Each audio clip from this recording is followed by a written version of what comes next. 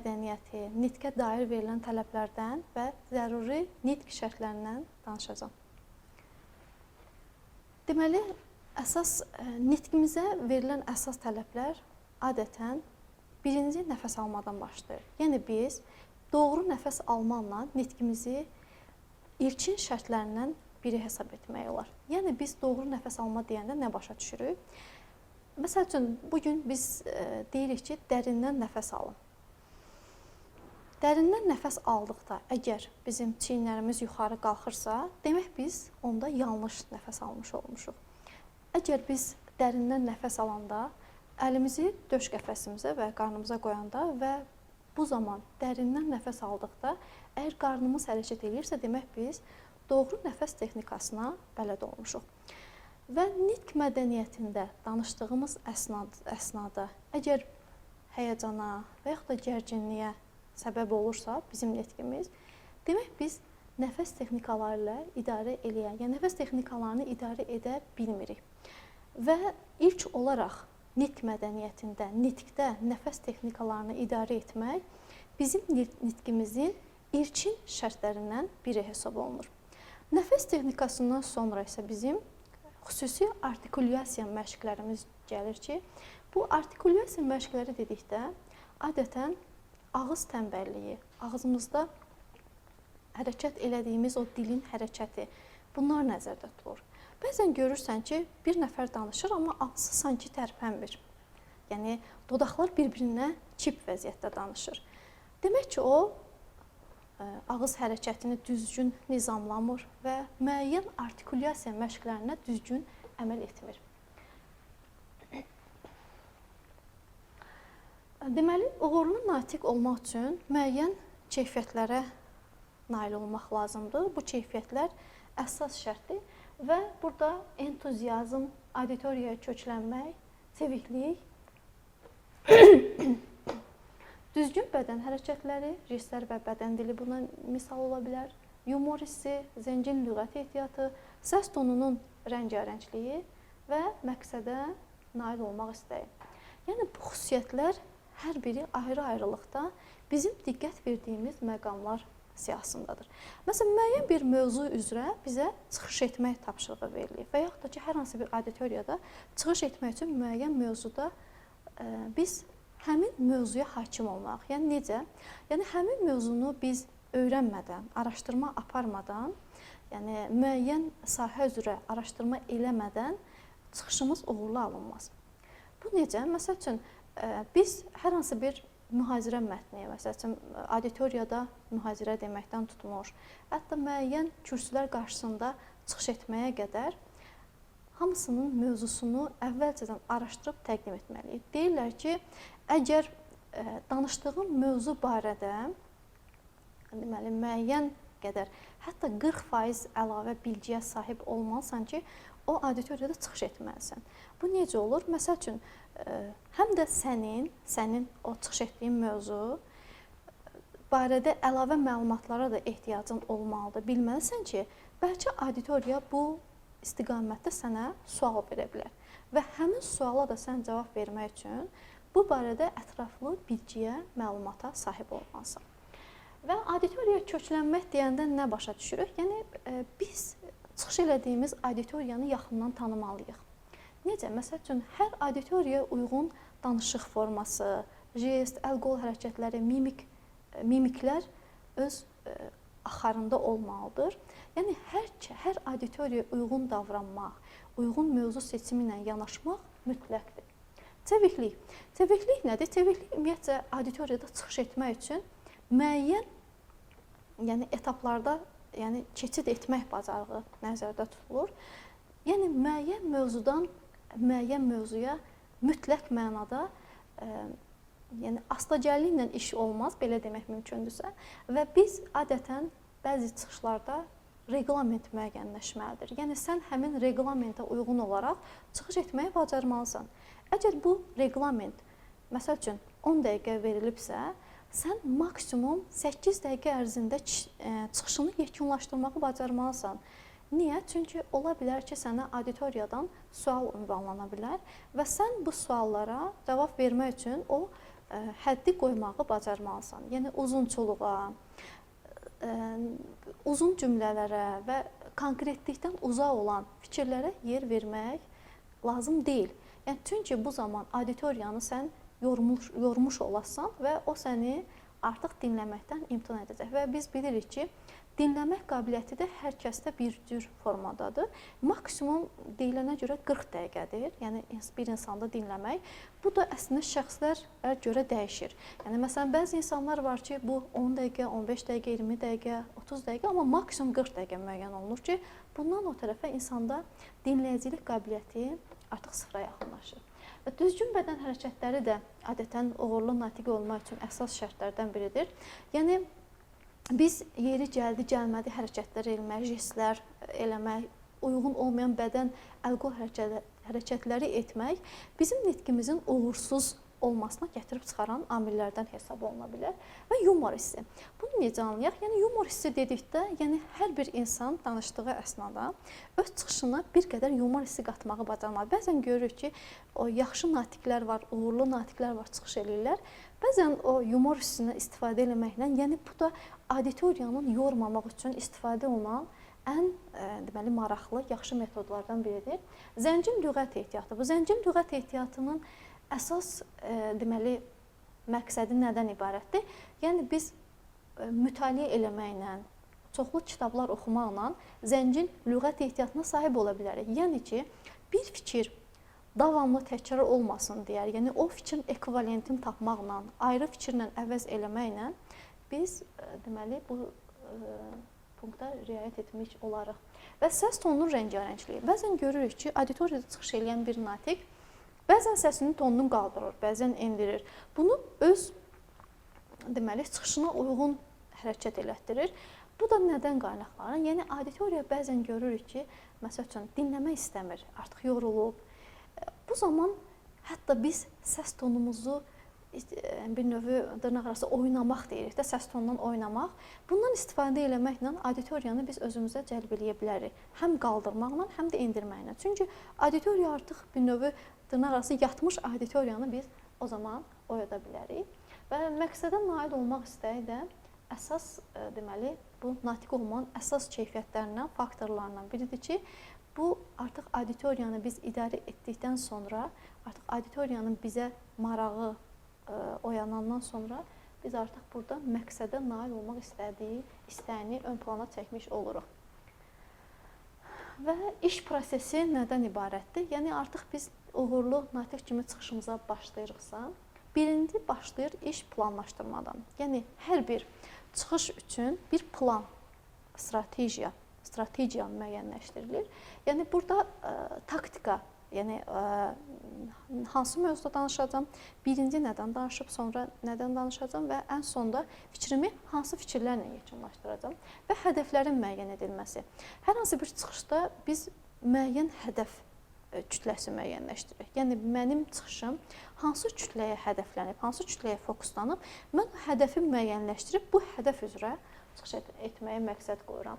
Və auditoriyanın öyrənilməsi bayaq qeyd etdiyim kimi çıxış edəndə artıq auditoriyanın səviyyəsini ilk baxışda kürsüyə çıxanda müəyyənləşdirirsən ki, sən bu auditoriyaya nə verə bilərsən.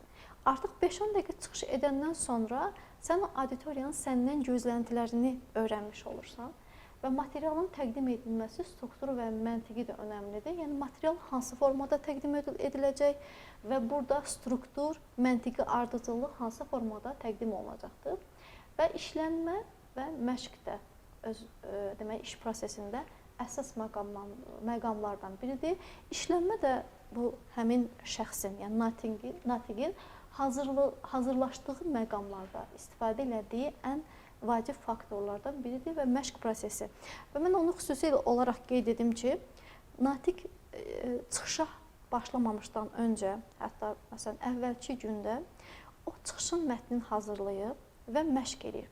Əgər ki ona verilən o deməli reqlament ki var, müəyyən vaxt ərzində onun çıxışı ki nəzərdə tutulur, həmin çıxış deməli o müddətində sanki o məşq etməklə, həmin saat üzrə məşq etməklə çıxışını hazırlaşmış olur. Deməli, natiqin effektli meyarları nədən ibarətdir? Mövzunun aydın olunması və mahiyyəti.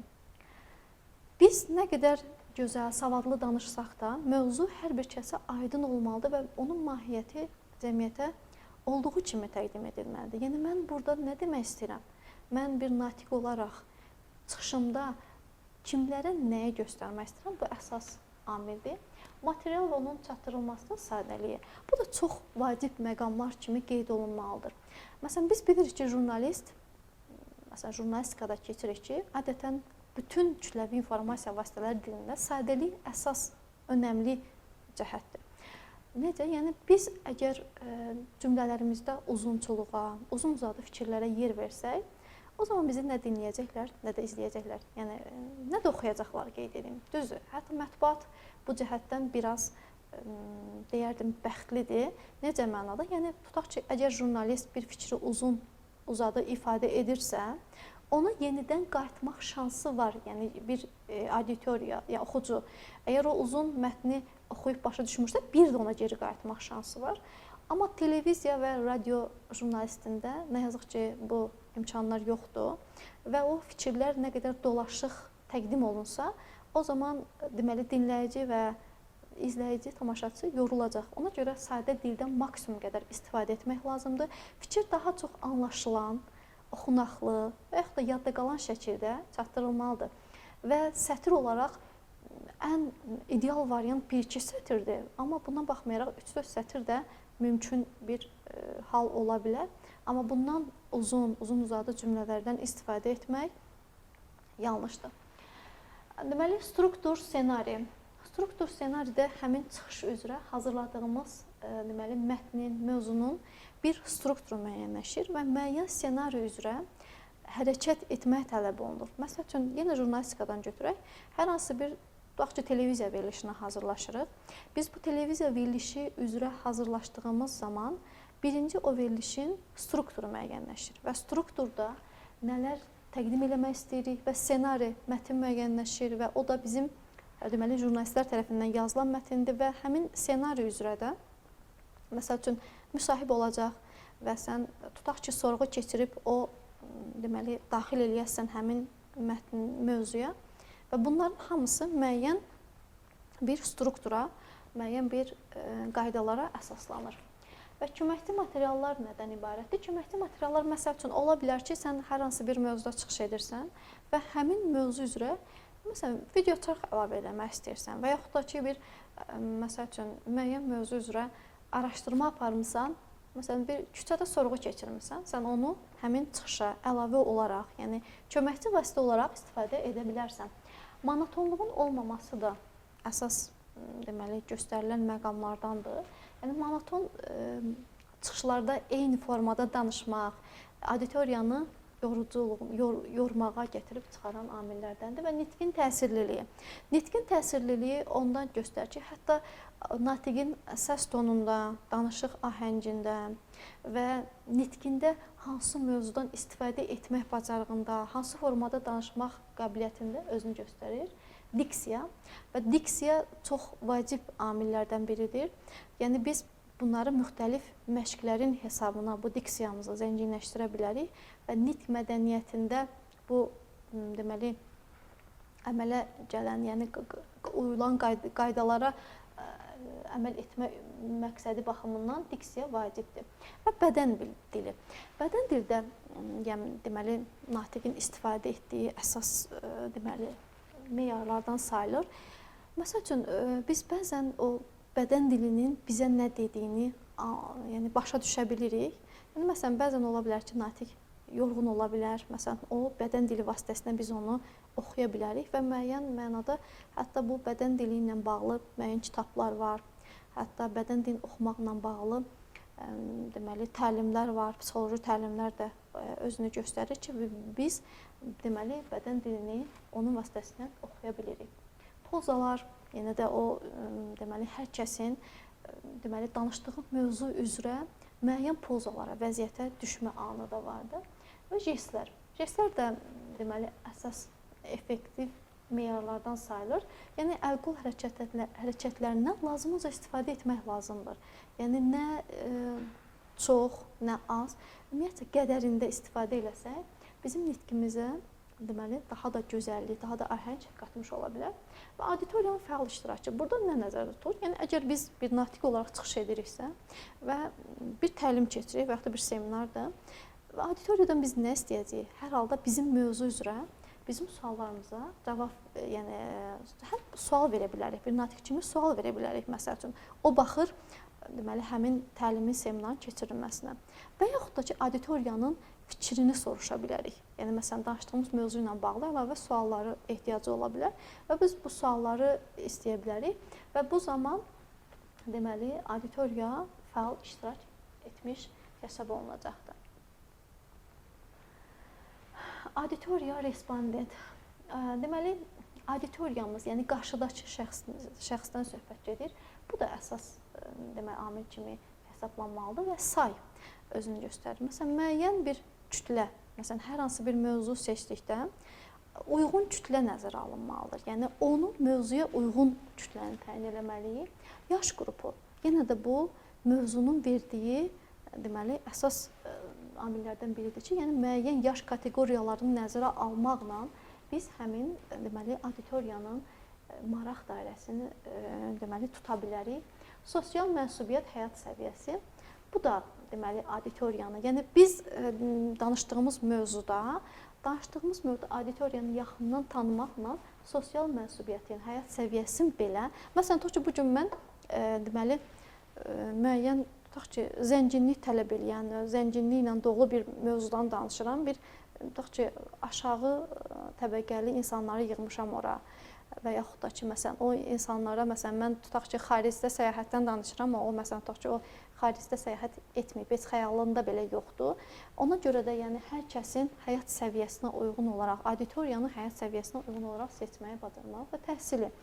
Təhsili də bu auditoriyanın, respondentin qiymətləndirilməsində təhsil də əsas, deməli, istiqamət sayılır və bu da həmçinin o sosial mənsubiyyəti həyat səviyyəsindən bərabər qiymətləndirilməlidir.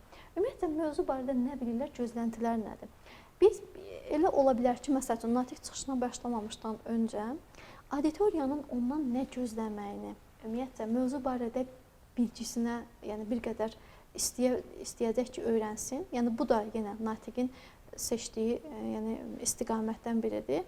Çünki o zaman yəni, o auditoriyaya uyğun danışmaq metodunu seçəcək. Yəni, məsəl üçün, auditoriya bundan nə istəyir? Ola bilər ki, o başqa yəni, formada hazırlaşıb çıxsına və gəlir auditoriya tam bundan əks, yəni qütbdədir. Artıq onda nə etməlidir? Mütləq ki, auditoriyaya uyğunlaşmalıdır. Çünki o öz istədiyini danışsa, artıq burada maraqsız bir çıxış alınacaq. Nə üçün iştirak edirlər? Məqsəd nədən ibarətdir? Yəni, məsəl üçün, biz bəzən görürük, müəyyən seminarlar keçirilir, təlimlər keçirilir. Onlar əvvəlcədən onlayn platformada qeydiyyat tələb edirlər və qeydiyyatda iştirak edənlərdə sual verirlər. Sən nə gözləyirsən, məqsədin nədir? Yəni, nə üçün iştirak edirsən bu təlimdə? Və bu da ona xidmət edir ki, həmin təlimçi ona uyğun çıxışını əvvəlcədən hazırlaşsın. Mən bayaq qeyd etdim, yəni gözləntilər nə demək? Yəni, bu gözləntini həmin məqamda yəni, araşdırmamaq üçün, əvvəlcədən bilmək üçün nə etməliyik? Deməli, əvvəlcədən bu qeyd olunan ki, yəni səbəb, nə üçün iştirak edirlər, bu deməli, bəndləri doldurmaqla biz auditoriyanın bizdən nə gözlədiyini, tələbinin nədən ibarət olduğunu öyrənirik. Problemləri nədir, ehtiyat etdikləri məqamlar nədən ibarətdir? Məsələn, ola bilər həmin mövzu üzrə problemlər müəyyənləşər və yaxud da ki, hər hansı bir ehtiyat etdiyi məqamlar ortaya çıxa bilər və bu barədə əvvəlcədən yenə də deməli, qiymətləndirilməlidir. Yumor hissini qiymətləndirmək. Bəzən olur ki, məsəl üçün, elə auditoriya olur ki, məsələn, hər halda o seçilməlidir. Məsələn, müəyyən dövlət adamlarıyla sən təlim keçirsən, məsəl üçün, baxırsan ki, yumor hissini istifadə elədin bir dəfə, onlar hər halda ciddi işin nümayəndədirlər və onlar qəbul etmədilər sənin o yumor hissini. Ona görə də hər bir auditoriyanı nəzərə alıb o yumor hissindən istifadə etməyi bilməlisən. Amma mən düşünürəm ki, hər bir kəsi güldürmək olar. Yəni, hər halda bu ifrat dərəcədən söhbət getmir. Yəni, müəyyən mənada xırda gülüşdən, yumşaq gülüşdən istifadə etmək olar. Sizi necə tanıyırlar və bu da deməli auditoriya əvvəlcədən səni tanıyırmı, sənin barədə məlumata sahibdirmi və yaxud da ki, eləsi var ki, məsəl üçün orada səni tanıyır. Mən bir faktı qeyd edim ki, məsəl üçün bir nəfər təlimçi var idi. O sosial mediadan yaxşı tanış idi hər kəs üçün və mən də getmişdim həmin şəxsin təliminə. Və orada iştirak edəndə hətta müəllimlərdən biri mənə dedi ki, kaş mən bunu sosial mediada tanıdığım kimi qalardı. Yəni o da çox maraqlı məqam olaraq qeyd olunmalıdır ki, səni necə tanıyırlar və necə təqdim elədin özünü. Yəni burada da o ziddiyyət aradan olmamalıdır, ziddiyyət olmamalıdır və səni olduğun kimi, deməli, sosial mediada da özün kimi özünü göstərməlisən ki, artıq cəmiyyətin içərisinə çıxanda sənə desinlər ki, hə, elə bu həmin adamdır. Və auditoriyanın ölçüsü, böyük qruplarda struktur və rəsmilik tələb olunur. Kiçik qruplarda rəsmilik. Ümumiyyətcə, auditoriyanın ölçüsü bayaq da qeyd etdiyim kimi, auditoriya hansı deməli, sambala ölçüyə sahibdir. Yəni ümumiyyətcə, bayaq qeyd etdiyim kimi böyük qruplarda, məsəl üçün elədiyimiz o yumor hissi və yaxud da ki, təqdim elədiyimiz mövzu, struktur və rəsmilik mütləq mənada tələb olunacaq. Yəni, məsəl üçün, bir tələbələrlə, bir gənclərlə bizim apardığımız mövzu ilə, məsələn, dövlət adamlarla, rəsmi ilə apardığımız mövzu barədə fərqlilik olacaq.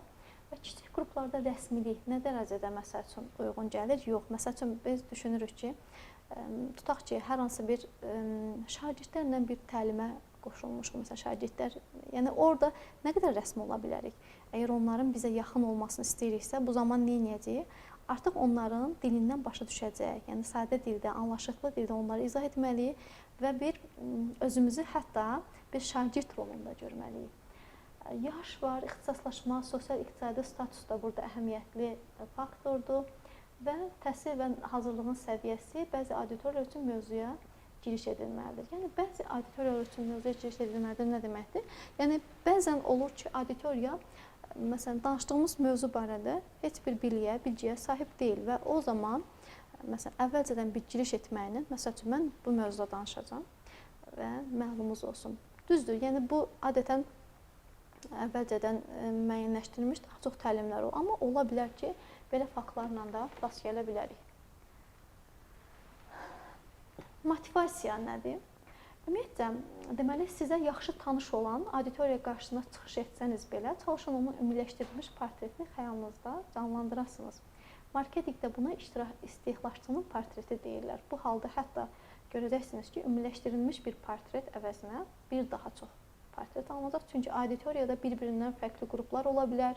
Bunu bilmək çıxışınızda onların da hər şeyi başa düşmələri üçün müəyyən şeyləri nəzərə almanıza kömək edəcək. Ümumiyyətlə, mütləq müəyyən etmək lazımdır ki, auditoriyanıza sizdən nə lazımdır? Məqsədlər, yəni auditoriya sizdən nə istəyir? Yəni, nə lazımdır ki, mənim bu çıxışımdan o nə qazanıb gedəcək? Məsələn, 1 saat mən danışacağam, o məndən nə qazanacaq? Məqsədləri nədən ibarətdir və eşitmək istədikləri nədən ibarətdir? Və deməli, hətta qeyd edim ki, deməli, hətta məni tanısalar belə, bizi tanısalar belə çıxış üçün yenə də belə, yəni çalışmaq lazımdır ki, ümumi mövzuda danışmağı bacaraq. Əlavə informasiyanın toplanması nədir? Ümumiyyətlə, misallar göstərə bilərik hər hansı mövzu barədə, müqayisələr eləyə bilərik və yaxud da statlar. Yəni, bu da əsas nitqimizi gücləndirən faktorlardan biridir. Kəşflər, statistika, qrafiklər, audio və video materiallar, ekspert rəyləri. Bunların hamısı bizim çıxışımızın sambalını artıran, dəyərini artıran, yəni bilirsiniz necə, yəni fakt yüklü informasiya ilə yükləmək nəzərdə tutulur. Yəni bizim verdiyimiz hər hansı bir mövzu, danışdığımız hər hansı bir mövzu barədə əgər ki, bu dediyim deməli faktlar, nüanslar vardısa, nümunələr vardısa, bu nə edəcək? Artıq fikrimizi daha da gücləndirəcək. Yəni düşünəcək ki, auditoriya bizdən ki, bizim barədə artıq bu mövzu barədə həmin şəxsin müəyyən araşdırması var. Mövzu barədə müəyyən bilgiyə sahibdir ki, bu faktları bizə təqdim edir. Ssenari mətninin işlənməsi, deməli, girişdən əsas hissəyə keçid Yəni biz bilirik ki, yəni birinci giriş müəyyənləşir və sonra əsas hissəyə keçid etmək lazımdır. Sonra əsas ideyanın birindən digərinə keçid, yəni əsas ideyamız nədir, onu göstərək və sonra demək istədiyimiz nüanslar nədən ibarətdir. Sonra keçid etmək üçün qısa frazalardan istifadə etmək lazımdır, yəni qısa fikirlərdən istifadə etmək, diqqəti cəlb edə biləcək deyimlər tapmaq lazımdır. Yəni məsəl üçün bir də əsas deməli natiqin çıxışını uğurlu edən variantlardan nədir? Məsələn, müşahidədən doğan mövzular, məsələn, hər hansı bir müşahidə edib həmin mövzu üzrə məlumat vermək. Məsəl üçün, mən hətta çıxış eləyənlərdə eşitmişəm ki, əksəriyyətində deməli fikirlərin əsaslandırmaq üçün müşahidələrdən nümunələr çəkirlər. Yəni o cəmiyyətdə müşahidə etdikləri məqamları diqqətə çəkirlər. Bu da əsas məqamlardan biridir. Aktual statistika gətirin. Yəni bu gün müasir dövrdə. Məsələn, bu gün mən misal üçün deyirəm, yeni media barədə araşdırma təqdim edirəm, o barədə danışıram. Mən statistikanı gətirirəm 2000-lərdən bu tərəfə, məsələn 2000 tutaq ki, müasir dövrdən statistika gətirmirəm. Artıq məni dinləyən düşünəcək ki, mən köhnə deməli məqamlarda qalmışam, köhnə dövrdə qalmışam və yeni heç nə araşdırmamışam. Zarafat və ya şok bəyanat etmək bu da yəni auditoriyanın diqqətini çəkən məqamlardandır. Müəyyən mənada onların bizə diqqətin fokuslanmasına səbəb olan məqamlardan biridir. Pauza edin. Bu da fikrimiz əsas. Məsələn, bəzən auditoriyaya baxırıq ki, yorulub, dinləmir. Hətta bir neçə saniyəni durmaq lazımdır və həmin durduğun məqamda bir də baxdın ki, auditoriya sənə baxır. Çünki niyə? Səssizliyin özü belə diqqəti özünə fokuslanmağına səbəb olacaq. Və səsinizin tonunu dəyişin. Bayaq qeyd etdiyim kimi, yəni bəzən səs tonunu qaldırıb endirməklə biz deməli çıxışımızın ahəngini dəyişə bilərik. Həyəcanın təbiəti nədir? Həyəcan ya qorxu? Ümumiyyətlə həyəcanın səbəbləri nədən ibarətdir? Ola bilər ki, məsələn, çıxış edin həyəcanlansın.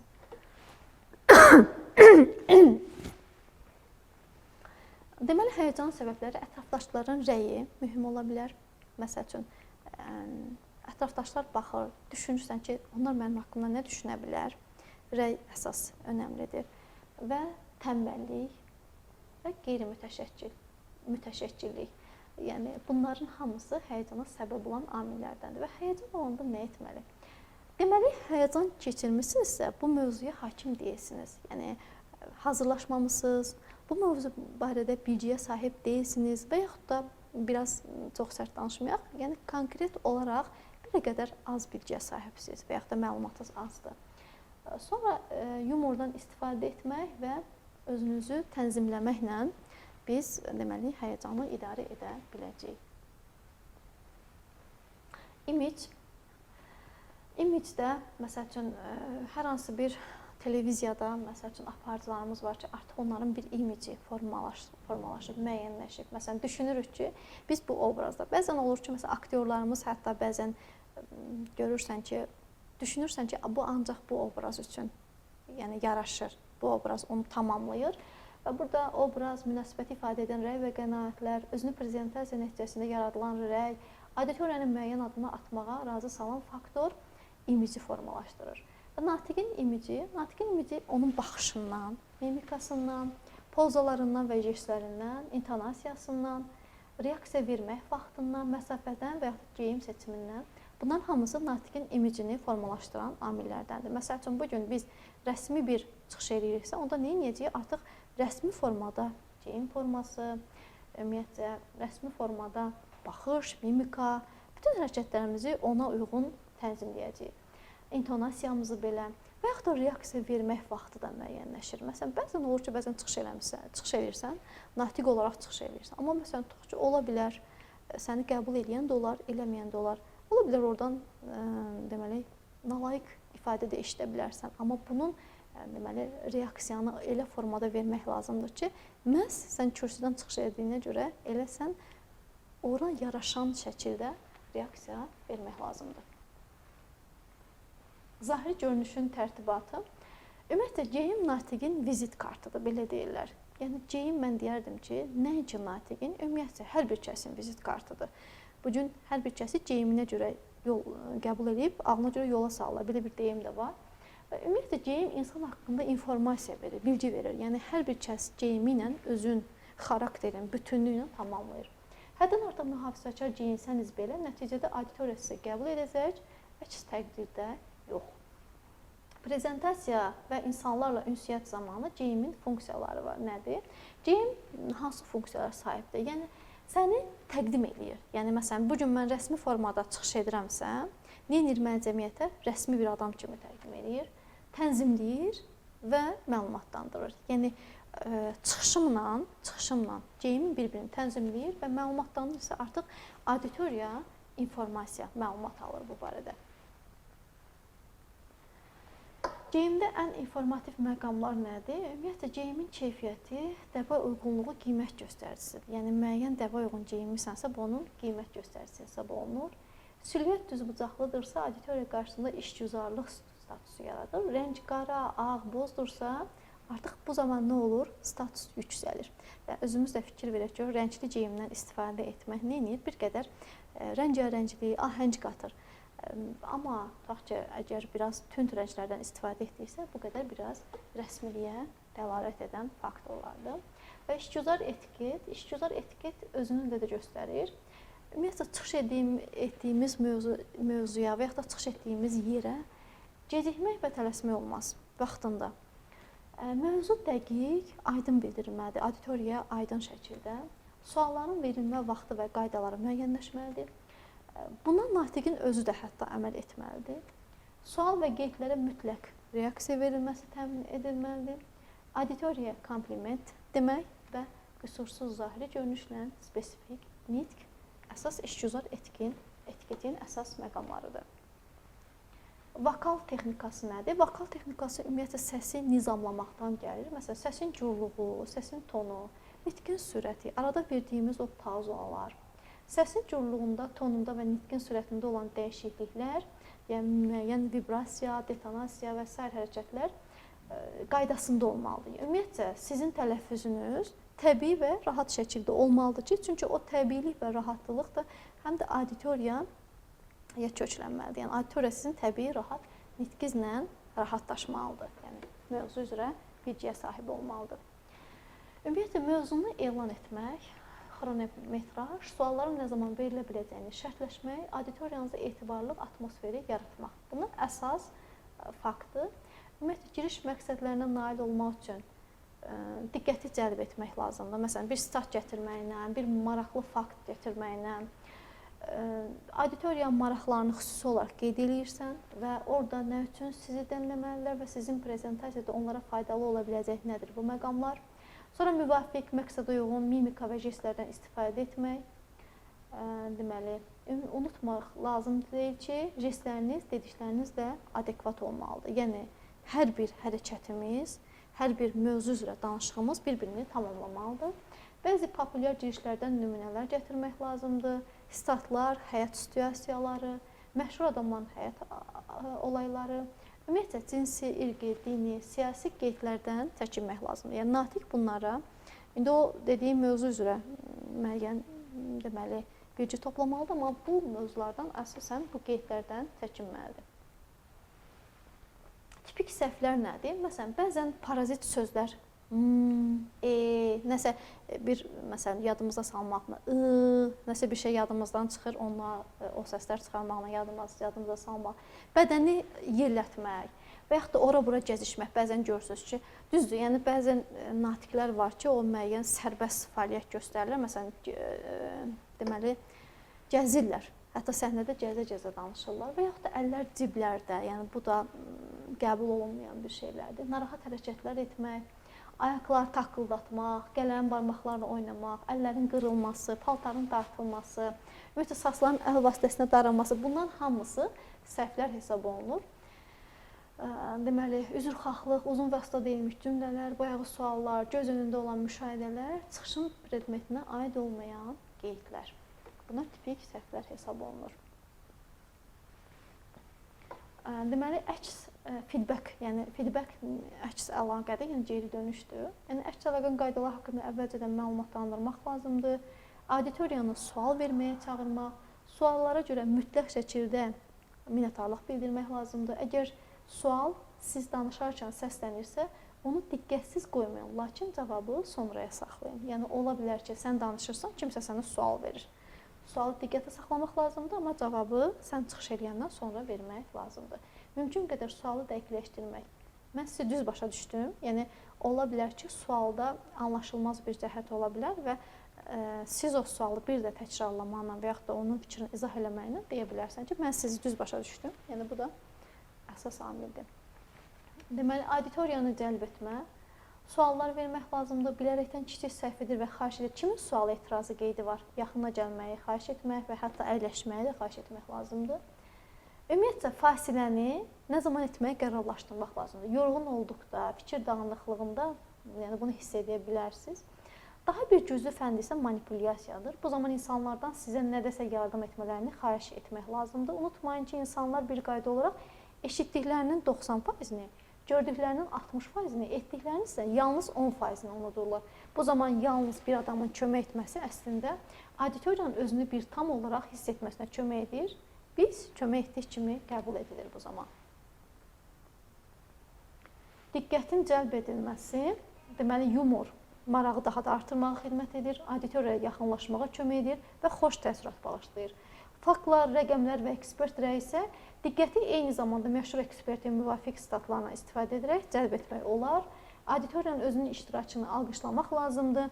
Məsəl üçün, demək lazımdır ki, bu mövzu barədə kimin hər hansı bir təcrübəsi var, o bizimlə bölüşə bilər və bölüşdüyü zaman və yaxud da deyə bilərsən ki, sizlərdən kimlər artıq məsələn bu mövzu barədə bilgiyə sahibdir və kimlərin bu barədə sualı var. Bu da diqqəti cəlb etməkdir. Çox sağ olun, diqqətinizə görə təşəkkür edirəm. Bizim mövzumuz bu qədər. İnşallah növbəti dərslərdə görüşmək ümidi ilə deyirik. Uğurlar.